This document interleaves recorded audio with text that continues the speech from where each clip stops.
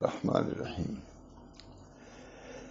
نحمده ونصلی علی رسوله الکریم وعلی آلہ واصحابہ وازواجہ وذریاتہ وسلم تسلیما کثیرا کثیرا اما بعد اعوذ باللہ من الشیطان الرجیم بسم اللہ الرحمن الرحیم وامر اہلک بالصلاۃ واصطبر علیہا لا نسألك رزقا نحن نرزقك والعاقبۃ للتقوی۔ اللہ تعالیٰ ارشاد فرماتے ہیں، یعنی حکم کرو اے محمد اپنے گھر والوں کو نماز کا، وامر اہلک بالصلاۃ۔ میرے ذہن میں آئے کہ نماز کے متعلق تعبیر نہیں چاہیے۔ وامر اہلک بالصلاۃ، دیکھیے سبھی لوگ لکھتے ہیں لیکن ان کے لکھنے کا ایک خاص انداز ہے۔ اللہ تھانوی نے ترجمہ کیا ہے، یعنی حکم کرو اے محمد اپنے گھر والوں کو، اہل کا وامر اہل کا، یعنی حکم کرو اے محمد اپنے گھر والوں کو نماز کا اور اس پر قائم رہو، خود بھی قائم رہو۔ نبی کو حکم ہو رہا ہے، سب چیزیں غور کرنے کی ہے کہ نبی کو بھی اللہ نے نہیں چھوڑا۔ جس چیز کا پابند ہم کو بنایا، نبی کو بھی اس کا پابند بنایا۔ ہمارے حضرت ایک بات کہتے تھے کہ نبی میں اور ملک میں فرق ہے، بادشاہ اور نبی میں۔ نبی جو کہتا ہے وہ کرتا بھی ہے، لیکن ملک بادشاہ جو کہتا ہے اس پر کرتا نہیں، عمل نہیں کرتا۔ یہ حضرت ہے نبی میں اور ملک میں فرق یہ ہے، نبی جو کچھ کہتا ہے اس پر عمل کرتا ہے، مکلف ہے وہ، اور ملک یعنی بادشاہ کہتا ہے کرتا نہیں۔ عمل ہو رہا ہے کسی چیز پر، خود کسی چیز پر عمل ہو رہا ہے، دوسروں کو ظلم ستم سے روکنا، خود ظلم ستم کرنا، ہر ملک میں یہ ہو رہا ہے، مجھے ہر ملک میں ہو رہا ہے، یہاں کی قید نہیں ہے۔ بات دوسری جگہ سے یہاں سے زیادہ ہے پریشانیاں، عوام کو، پبلک کو، دینی بہت پریشانیاں ہیں۔ یہاں تو ہے کہ غیر ہے، وہاں تو اپنے نہیں پڑ سکتا ہے۔ ہمارے داماد کہتے ہیں کہ اگر مسجد میں پابندی سے کوئی جاتا ہے اس پر خفیہ پولیس لگ جاتی ہے، نماز پڑھنے پر۔ جس میں کوئی تھوڑا سا تقویٰ آتا ہے اس کی زندگی ہوگا، کوئی کچھ ہوگا، جیل خود۔ اللہ بہرحال نبی کو حکم ہو رہا ہے، حکم کرو اے محمد اپنے گھر والوں کو نماز کا اور اس پر قائم رہو۔ ہم تم سے روزی نہیں مانگتے، ہم تم کو خود روزی دیں گے اور نیک انجام تقوی کا۔ کہتے ہیں سب لکھا بھی ہے، عجیب معاملہ ہے، جس کا اللہ تعالیٰ نے ذمہ لیا ہے اس کے لیے پریشان ہے، جو ہمارے ذمہ کیا اس کو نہیں ادا کرتے۔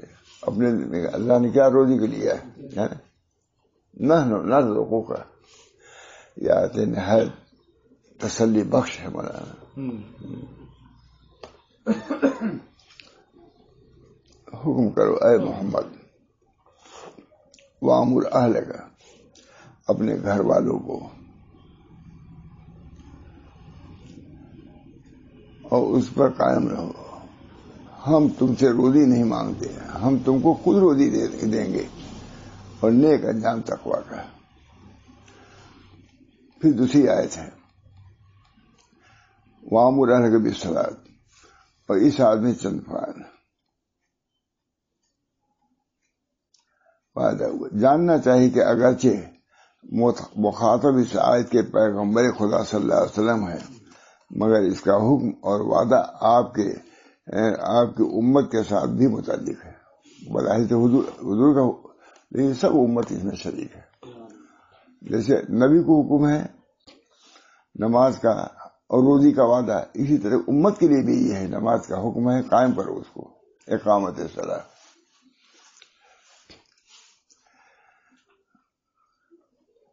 وامر اہل بالصلاۃ. جاننا چاہیے کہ اگرچہ مخاطب اس آیت کے پیغمبر خدا صلی اللہ علیہ وسلم ہے، حضور کو حکم ہو رہا ہے، مگر اس کا حکم اور وعدہ آپ کی امت کے ساتھ بھی متعلق ہے. حکم جب نماز کا ہے تو وعدہ بھی ہے، حکم جب نماز کا ہے تو وعدہ بھی رزق کا ہے. بس ہر بندے کو یہی کہا جاتا ہے وَأَمُرْ أَهْلَكَ بِالصَّلَاةِ وَاصْطَبِرْ عَلَيْهَا لَا نَسْأَلُكَ رِزْقًا نَحْنُ نَرْزُقُكَ وَالْعَاقِبَةُ لِلتَّقْوَىٰ. جب یہ بات سمجھ میں آ گئی تو اب جاننا چاہیے کہ اے بندے، اللہ تعالیٰ نے تجھ کو یہ فرمایا ہے کہ اپنے گھر والوں کو نماز کا حکم کرو. یہ لو ہے، روزی خالی نہیں، پہلے نماز کا ہے. بس اے بندے، تو اب خود لکھ رہے ہیں. تو اب جاننا چاہیے، یہ ان کی خاص بات ہے. تھوڑا سا لکھتے ہیں لیکن ہم کو بھی بہت پسند ہے، بہت بڑے بزرگ ہے، بہت تھانوی ترجمہ ہے. تو جب یہ بات سمجھ میں آ گئی کہ دو حکم ہیں، نماز کا حکم ہے، روزی کی ذمہ داری خود ہے، یہ دو باتیں اب کرتے ہیں. جب یہ بات سمجھ میں آ گئی تو اب جاننا چاہیے کہ اے بندے، اللہ تعالیٰ نے تجھ کو یہ فرمایا ہے کہ اپنے گھر والوں کو نماز کا حکم کرو، کیونکہ جیسا اسباب دنیاوی سے ان کے ساتھ سلوک کرنا اور ان کے حاجت روائی کا خیال رکھنا تجھ پر واجب ہے، اسے یہ سلوک بھی تجھ پر واجب ہے کہ ان کو اطاعت الہی کی طرف لاؤ.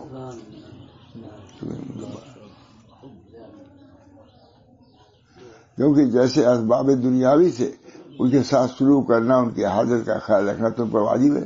لاؤ پلاؤ، سردی گرمی کے انتظام کرو، بچنے کا انتظام کرو، ہے اچھا دیکھو. کیونکہ جیسا اسباب دنیاوی سے ان کے ساتھ سلوک کرنا اور ان کی حاجت کا خیال رکھنا تجھ پر واجب ہے، اس لیے یہ سلوک کرنا بھی تجھ پر واجب ہے کہ ان کو اطاعت الہی کی طرف ڈالے. یہ حق ہے، کھلانا پلانا جیسے ہے ویسے یہ بھی ہے. اور اس کے نافرمانی سے بچاوے، اللہ کی نافرمانی نہ کرو. اور جیسے تیرے گھر والے دنیاوی سلوک کے مستحق ہیں، اسے سلوک اخروی کے بھی مستحق ہیں. جیسے مستحق ہے کہ دنیا میں عیش و عشرت، سردی گرمی سے بچاؤ، اسی طرح ایسا کام کرو کہ اخروی عذاب سے بچیں. اور جیسا تیرے گھر والے دنیاوی سلوک کے مستحق ہیں، اس طرح سلوک اخروی کے بھی مستحق ہیں. دو سے یہ کہ وہ لوگ تیری رعیت ہیں. دوسری بات یہ ہے کہ دو سے یہ کہ وہ لوگ تیری رعیت ہیں. اور رسول اللہ صلی اللہ علیہ وسلم کا ارشاد ہے کلکم راعٍ وکلکم مسئول عن رعیتہ. تم نے کہا ہر ایک چرواہا ہے، راعی ہے، محافظ ہے، اور اس کے متعلق تم سے سوال ہوگا. بکری کا زیور دے دیا جائے، دو چار بکری ہو جائے تو اس کو مالک تسلیم کرے گا؟ کام سب پال لے گا. تو یہ سب تمہاری رعیت ہیں. جیسے بے بکری کسی مالک کی رعیت ہے، اس کی حفاظت ضروری ہے کہ سردی سے نہ بڑھے، گرمی سے نہ. اسی طرح یہ تمام یہ تمہاری اولاد ہے، تمہاری یہ سب تمہاری رعیت ہے. ان کو اگر کوئی ضرر پہنچے گا تو تم سے سوال ہوگا. پنجرے میں بند کر دیا تھا چڑیا، وہ پریشان تھی، انہوں نے کہا نہیں چھوڑ دو اس کو، وہ اپنے بچے کے لیے پریشان ہے. تو اتنی نہیں گرفت میں آ جاؤ گے. کوئی بلی پالے اور اس کو کھانا دے، گرفت کی بات ہے. بلی پالا تم نے تو بلی کو خوراک دو، انہیں گرفت میں آ جاؤ گے. یہ تو انسان ہے مکلف، وہ تو مکلف بھی نہیں ہے. دوسرے یہ کہ وہ لوگ تیری رعیت ہیں. اور رسول اللہ صلی اللہ علیہ وسلم کا ارشاد ہے کلکم راعٍ وکلکم مسئول عن رعیتہ. یعنی تم میں سے ہر شخص حاکم ہے اور ہر ایک سے اس کے رعیت کا حال پوچھا جائے گا. اور دوسرے ارشاد فرمایا اللہ تعالیٰ وَأَنذِرْ عَشِيرَتَكَ الْأَقْرَبِينَ، یعنی اپنے قرابت والے کنبے کو ڈراؤ. جیسا یہاں فرمایا وَأَمُرْ أَهْلَكَ بِالصَّلَاةِ، یہ ہے اسے وَأَنذِرْ عَشِيرَتَكَ الْأَقْرَبِينَ، دونوں ایک ہیں. یہاں عوامر کے کرنے کا حکم دو اور گناہوں سے بچاؤ. وَأَنذِرْ عَشِيرَتَكَ الْأَقْرَبِينَ، ان کو دو بات، ایک تو امر کرنا ہے نیکیوں کا، ایک برائی میں بچا. دونوں اتنے ہی اللہ نے سب یاد کر دیا. وَأَنذِرْ عَشِيرَتَكَ الْأَقْرَبِينَ، یعنی اپنے قرابت والے کنبے کو ڈراؤ. بس جیسا بیان فرمایا وَأْمُرْ أَهْلَكَ بِالصَّلَاةِ، جیسے نماز کے حکم دیا اسی طرح جو بری باتیں ہیں اسے ڈرائے. دوسرا فائدہ دیکھو کہ اللہ تعالیٰ نے پیغمبر خدا صلی اللہ علیہ وسلم کو اس آیت میں اول یہ فرمایا کہ اپنے گھر والوں کو نماز کا حکم کرو، پھر حکم کیا کہ تم بھی دوام کرو. دونوں، یہ نہیں کہ ان کو کہہ کر کے خود فارغ ہوئے نہیں، وہ تم اپنے گھر والوں کو نماز کا حکم کرو، پھر حکم کیا کہ تم بھی دوام اختیار کرو، یعنی تم بھی ڈٹے رہو، تاکہ یہ بات جتلا دے. یہ آیت خاص اسی مضمون کے لیے بیان کی گئی ہے کہ گھر والوں کو نماز پڑھاؤ. اور دوسرا مضمون تمہارا پہلے وَأْمُرْ أَهْلَكَ بِالصَّلَاةِ، یعنی اس میں پہلے یہ تھا تم نماز پڑھاؤ، لڑکوں کو نماز پڑھاؤ. اس کا نقطہ بیان کرنا ہے کہ پہلے کہا وَأْمُرْ أَهْلَكَ بِالصَّلَاةِ اور پھر اس کے بعد کہا وَاصْطَبِرْ عَلَيْهَا. اس سے دکھلانا یہ ہے کہ بچے کی تربیت ضروری ہے. اپنے سے بھی مقدم کرو، پہلے اللہ نے مقدم کر دیا نماز کا حکم، تم دوام کرو. گھر والوں کو نماز کو پھر حکم کیا ہے تم بھی دوام کرو، تاکہ یہ بات بتلا دی جائے کہ یہ آیت خاص اسی مضمون کے لیے بیان کی گئی ہے کہ گھر والوں کو نماز پڑھاؤ. اور دوسرا مضمون خود اتباع کرو، اتباع لے آئے. ہر ایک اصل تم خود ہے، اس کے بعد بچے ہیں، لیکن یہاں اس کی اہمیت کو بتانے کے لیے کہ بچوں کی تربیت کو معمولی نہ سمجھو، اس کو ثانوی درجے میں نہ رکھو، اول درجے میں رکھو، تب وہ نماز پڑھیں گے. کہ پھر حکم کیا تم بھی دوام کرو، تاکہ یہ بات جتلا دے کہ یہ آیت خاص اسی مضمون کے لیے بیان کی گئی ہے کہ گھر والوں کو نماز پڑھاؤ. دوسرا مضمون تبان ضمناً آ گیا ہے، اگرچہ بذات خود وہ بھی مقصود ہے اپنی اصلاح بھی، لیکن یہاں یہ دکھلایا ہے کہ بچوں کی تربیت کو کم نہ سمجھو. جیسے تمہاری تربیت تو ہے ہی اپنی جگہ پر، ان کی تربیت کو بھی مقدم رکھو. ایسا ہے نا بہت. اگرچہ بذات خود وہ بھی مقصود ہے، لیکن چونکہ بندہ یقیناً جانتا ہے کہ مجھ کو تو نماز کا حکم ہے ہی، اس وجہ سے کہہ دیا تاکہ بات ہے کہ اپنا حکم کافی نہیں ہے، بلکہ تمہارے بچوں کا جو حکم ہو اس کو بھی قابل اتباع سمجھو. اللہ تعالیٰ کو منظور ہوا کہ اپنے بندوں کو عمل سے آگاہ فرمائے جس کا محمد چھوڑ دینا ممکن ہے. جس کا محمد چھوڑنا ممکن تھا کہ اپنے تو اصلاح کر لیتا، بچوں کو چھوڑ دیتا. اس بنا پر اللہ تعالیٰ نے بچوں یہ دیکھیں، ہاں پہلے سنا چکا ہوں میں 1 سال پہلے، لیکن یہ نقطہ مجھے نہیں معلوم، یاد نہیں رہا. منظور ہوا کہ اپنے بندوں کو ایسے ظاہر اپنی اصلاح مقدم ہے، قوا انفسکم، لیکن یہاں مقدم اس لیے کیا تاکہ بچوں کی تربیت کو آدمی مہمل نہ سمجھے، بلکہ سمجھے کہ اتنا ہے کہ اپنی اصلاح پر بھی مقدم اللہ نے کر دیا. نشان اللہ تعالیٰ کو منظور ہوا کہ اپنے بندوں کو ایسے عمل سے آگاہ فرمائے جس کا محمد چھوڑ دینا ممکن ہے. ممکن تو چھوڑ دیتے، تو 18ویں فائدہ لکھا یعنی گھر والوں کو نماز پڑھوانا. ہو سکتا محمد چھوڑ دیتا، تو اللہ تعالیٰ نے پہلے کہا وَأْمُرْ أَهْلَكَ، اپنے اہل کو، تو اس سے کیا ہوئی؟ تاکید ہو گئی. 18ویں بس نہیں لکھا یعنی گھر والوں کو نماز پڑھوانا، یعنی یہ مقدم ہے کیا اس لیے تاکہ اس کی اہمیت ہو. سمجھ گئے؟ اس لیے اپنے رسول صلی اللہ علیہ وسلم کو حکم فرمایا کہ دوسرے لوگ بھی سنیں اور پیروی کریں، پھر اس کی طرح دوڑیں اور اس کی بجاوری پر دوام کریں. اس لیے اپنے رسول صلی اللہ علیہ وسلم کہا اس کو حکم فرمایا تاکہ دوسرے لوگ بھی سنیں، اور نبی کو حکم وَأْمُرْ أَهْلَكَ بِالصَّلَاةِ، حضور کو یہ حکم ہو رہا ہے، تو جو اس کی امت کو تو بدلے اولاد کو کرنا ہے. یہ وہی لکھا ہے. اس لیے اپنے رسول کو حکم فرمایا تاکہ دوسرے لوگ بھی سنیں اور پیروی کریں، پھر اس کی طرف دوڑیں اور اس کی بجاوری پر دوام اختیار کریں. جاننا چاہیے کہ تجھ پر واجب ہے، پھر لکھ رہے تنبیہ، وہی لکھ رہا ہے.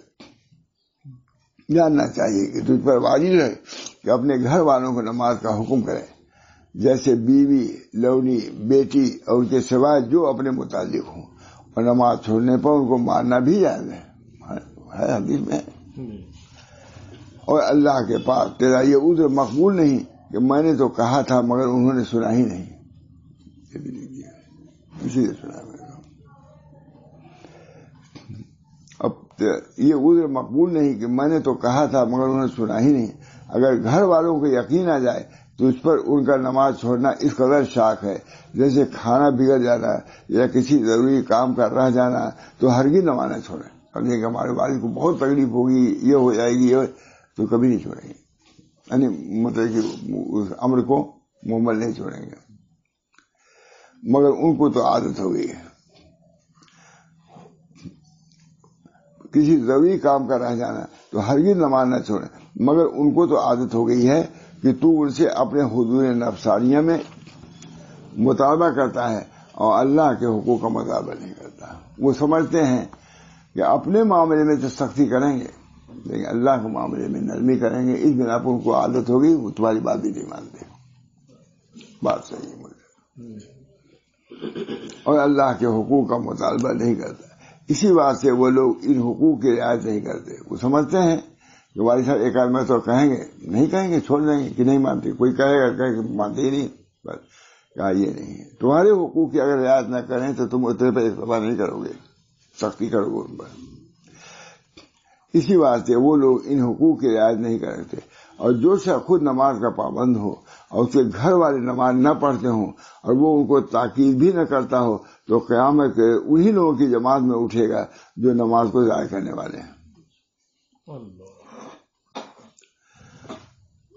قیامت کے روز انہی لوگوں کی جماعت میں اٹھے گا جو نماز کو ضائع کرنے والے ہیں. اور اگر کوئی کہے کہ میں نے تو ان سے کہا تھا مگر انہوں نے نہیں کیا، اور ان کو نصیحت کی تھی مگر انہوں نے نہیں مانا، مارٹ کیٹ کی بھی سزا دی مگر کسی طریقے سے سیدھے ہی نہیں ہوئے، اب میں کیا کروں؟ یہ کہے گا. جواب یہ ہے کہ تجھ کو چاہیے کہ جس کی مفارقت طلاق و بیع سے ممکن ہے اس سے مفارقت کرو.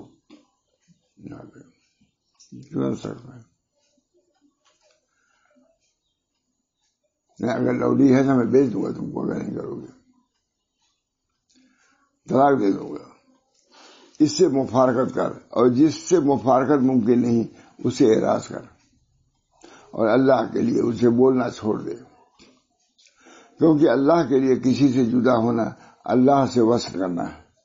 اللہ کے لیے کسی سے جدا ہونا اللہ سے وصل کرنا، اللہ سے ملنا. یہ ہے نماز کے بارے میں. فائدہ سو نماز کا حکم کرو اور پھر ڈٹے رہو. وصبر علیہ ہے یعنی نماز پر صبر کرو اور قائم رہو. بس خالی صبر کرو نہیں، نماز پر صبر کرو اور قائم رہو.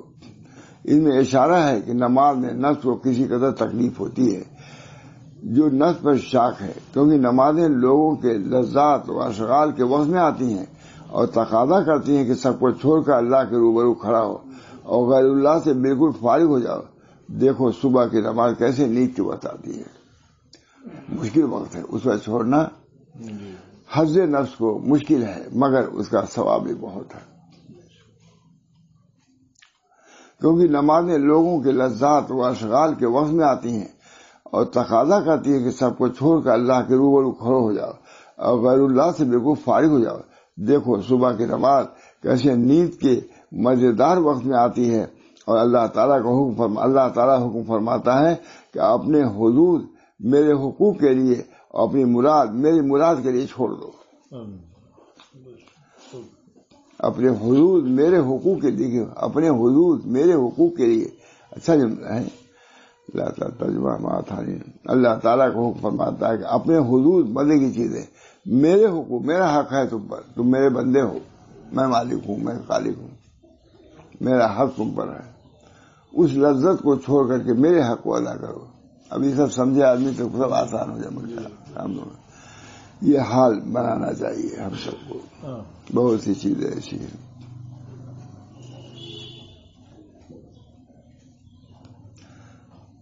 تقاضائے طبیعت کو چھوڑ کر تقاضائے خداوندی کو ترجیح دینا، یہ ہے کیا اسلام؟ سیدنا بھائی کو سنا رہا تھا نہیں. طبعی تقاضوں کو چھوڑ کر کے الہی تقاضوں پر عمل کرنا، یہ کیا ہے اسلام؟ منشے میں کیا ہے؟ گردن نہادن باطاعت، یہی ہے نا. یہ حضرت کہتے تھے، اسے کہہ رہا ہوں، کہتے تھے تم پڑھے ہو شعیب میں گردن نہادن باطاعت، یہ کیا ہے؟ یہ اسلام ہے. گردن کو جھکا دینا اطاعت کے لیے، کہا یہ تو پڑھے ہو لیکن اب یہ بھی پڑھو. یہ حدود نفس کو چھوڑنا اللہ کے حقوق کی ادائیگی کے لیے یہ ہے اسلام. انہوں نے کہا یہ بھی وہی کہہ رہا ہے. صبح کی نماز اور اللہ تعالیٰ کو حکم فرمایا اپنے میرے حقوق کے لیے اور اپنی مراد میری مراد کے لیے چھوڑ دے. اسی بات سے صبح کے اذان میں خاص کر کے دوبارہ یہ پڑھا جاتا ہے الصلاۃ خیر من النوم. شرط چھوڑ دو، یاد دہانی ہوتی ہے. الصلاۃ خیر من النوم، نماز بہتر ہے نیند سے. ظہر کی نماز وہ بھی قیلولہ کے اور محنت و مشقت سے رجوع کرنے کو بتاتی ہے. اس میں بھی مجاہدہ ہے جیسا جہاں ہو دستور. رہی عصر کی نماز وہ بھی ایسے بتاتی ہے کہ لوگ اپنے تجارتوں اور پیشوں میں غرقاب ہوتے ہیں اور اسباب دنیوی پر متوجہ ہوتے ہیں. رہی مغرب کی نماز وہ بھی کھانا کھانے کے اور اپنے بدن کی اصلاح و اہتمام کے وقت آتی ہے. اللہ کی عشاء کی نماز وہ بھی ایسے وقت میں آتی ہے کہ دن بھر کا تکان ہوتا ہے، پڑھنا مشکل ہوتا ہے. اسی واسطے اللہ تعالی نے فرمایا وَاصْطَبِرْ عَلَيْهَا. یعنی وصبر علیہ نہیں ہے مشکل، لیکن محنت برداشت کرو، صبر کرو اللہ کے لیے. اللہ تعالیٰ حافظوا علی الصلوات والصلاۃ الوسطیٰ، یعنی چوکسی کرو سب نمازوں کی، خصوصاً نماز عصر کی.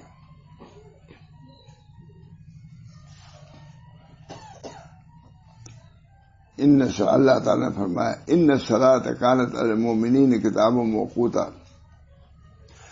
یہ نماز اہل ایمان پر لکھی ہوئی اور وقت مقرر کی ہوئی ہوتی ہے. یعنی نماز اہل ایمان پر لکھی ہوئی اور وقت مقرر کی ہوئی ہے. اقیموا الصلاۃ، نماز قائم کرو. اور دلیل اس کی کہ نماز کے اہتمام رکھنے میں تکلیف عبودیت ہے اور اس کا اہتمام خلاف مقتضائے بشریت ہے. اور دلیل اس کی کہ نماز کے اہتمام رکھنے میں تکلیف عبودیت ہے اور اس کا اہتمام خلاف مقتضائے بشریت ہے. یہ ارشاد وَاسْتَعِینُوا بِالصَّبْرِ وَالصَّلَاةِ وَإِنَّهَا لَكَبِیرَةٌ إِلَّا عَلَى الْخَاشِعِینَ. یعنی سہارا چاہو صبر اور نماز کا. نماز بے شک بھاری ہے مگر عاجزی کرنے والوں پر. بس صبر اور نماز کو ایک ساتھ لانا اشارہ ہے کہ نماز میں کئی طرح کے صبر کی حاجت ہے. ایک صبر کرنا اس کی پابندی اوقات پر. وَاصْطَبِرْ عَلَيْهَا، یعنی اس میں صبر میں کوئی اضافہ کرنے کی ضرورت ہے، کیونکہ سب سے پہلے تو وقت کو دیکھنا ہوگا کہ وقت کے اندر پڑھ رہے ہیں کہ نہیں. یعنی صبر اور نماز کو ایک ساتھ لانا اشارہ ہے کہ نماز میں کئی طرح کے صبر کی حاجت ہے. ایک صبر کرنا اس کی پابندی اوقات پر، مکروہ وقت نہ ہونے پائے، وقت نہ نکل گیا ہو، یہ سب چیزیں ہیں. دوسرے بجا آوری واجبات و سنن، اوقات کی پابندی. جو نماز کے اندر جو واجب و فرض ہے مستحب اس کی پابندی. تیسرے دفع غفلت کے اسباب پر. غفلت ہے، نماز پڑھو گے غفلت دور ہوگی. اسی بات سے اس کے بعد یوں فرمایا بَإِنَّهَا لَكَبِیرَةٌ إِلَّا عَلَى الْخَاشِعِینَ. کہتے ہیں نماز کو علیحدہ کر کے بیان کیا اور صبر کو جدا بیان نہیں کیا، کیونکہ اگر صبر کا ذکر ہوتا یوں فرماتے بَإِنَّهُ لَكَبِیرَةٌ، کیونکہ صلاۃ مؤنث ہے اور صبر مذکر ہے. وَإِنَّهَا لَكَبِیرَةٌ، صبر سے زیادہ نماز مشکل ہے. وَإِنَّهَا ہے نا، اور بے شک وہ نماز مشقت والی ہے. یہاں صبر نہیں آئے، نقطہ ہے یہ. وہاں تو یہ کہا کہ وَاسْتَعِینُوا بِالصَّبْرِ وَالصَّلَاةِ، مدد کرو صبر سے اور صلاۃ سے. اور یہاں صرف نماز کو کہا. معلوم ہے کہ صبر سے اہم بات نماز ہے، اس وجہ نماز کی تاکید کیا. صبر آسان ہے لیکن نماز کی پابندی مشکل ہے. واللہ اعلم بالصواب. بس اوپر کے بیان سے معلوم ہوا کہ صبر اور صلاۃ دونوں لازم ملزوم ہیں، گویا دونوں ایک ہی چیز ہے. جیسے دوسری آیت میں ہے واللہ ورسول احق ویرضوہ، تو نماز کی اہمیت اس سے معلوم ہوئی. پوری آیت سب کا حاصل یہ ہے کہ نماز میں پورا صبر ہے. اوقات کو دیکھنا اس بنا پر اس کی جب آدمی کوشش کرے گا تو اللہ آسان بھی خاشعین پر آسان بھی ہے، وَاسْتَعِينُوا بِالصَّبْرِ وَالصَّلَاةِ وَإِنَّهَا لَكَبِیرَةٌ إِلَّا عَلَى الْخَاشِعِینَ. اور یہ بھی ہے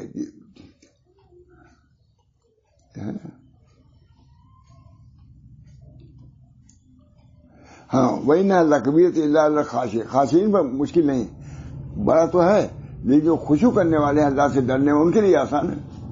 فری عمدہ بات کر دی. اللہ تعالی ہم سب لوگوں کو نماز کی پابندی جسے حق ہے کرنے کی توفیق مرحمت فرمائے. ہمارے حضرت وغیرہ کہیں بہت جماعت سے نماز پڑھے جاتے تو مسجد میں کوئی جانتا نہیں. انگیٹھی لیے درد قلنج ہوتا تھا، ہمارا کہ 4 گھر پڑھ لیا تراویح میں پھر کھڑے ہوتے تھے. نماز کے مسجد کے بہت پابند. اب ہم لوگ معمولی وجہ سے مسجد بھی چھوڑ دیتے ہیں. نہیں چھوڑنا چاہیے، جہاں تک ہو سکے مسجد ہی میں نماز پڑھنا چاہیے. اللہ تعالی ہم سب کو توفیق دے. ایسی معذوریاں نہ آنے پائیں گی جسے مسجد چھوٹ جائے. اللہ تعالی سب کو بہت اچھا لکھا، بہت عمدہ لکھا، آگے بھی لکھتے ہی چلے جا رہے ہیں. بس دعا کرو، وقت ہو گیا. اللہم صلی علی سیدنا. اللہ تعالی تمام فرائض کی پابندی، سب سے زیادہ قرب فرائض کی پابندی میں ہے. جو فرائضہ ہے، چاہے وہ زکوٰۃ ہو، چاہے نماز ہو، چاہے حج ہو، چاہے کوئی بھی ہو، سب سے زیادہ قرب اللہ تعالیٰ کے فرائض سے. اس کے بعد درجہ نوافل کا ہے، اور صرف نوافل ہو تو کوئی اس کا درجہ نہیں. فرائض کی ادائیگی، پھر کچھ نوافل، انشاءاللہ اسی سے آدمی ولایت تک پہنچتا ہے. اور ولایت عامہ نہیں، ولایت عامہ تو ایمان ہی سے مل جاتی ہے، لیکن ولایت خاصہ کے لیے نمازوں کی پابندی خاص طور سے، اور نوافل کی کسی قدر پابندی، انشاءاللہ ذکر کی تھوڑی سی پابندی، اس سے آدمی ولایت خاصہ تک پہنچتا ہے. حضرت تھانوی نے باری لکھا ہے. اللہ ہم سب کو توفیق دے. وآخر دعوانا ان الحمدللہ رب العالمین.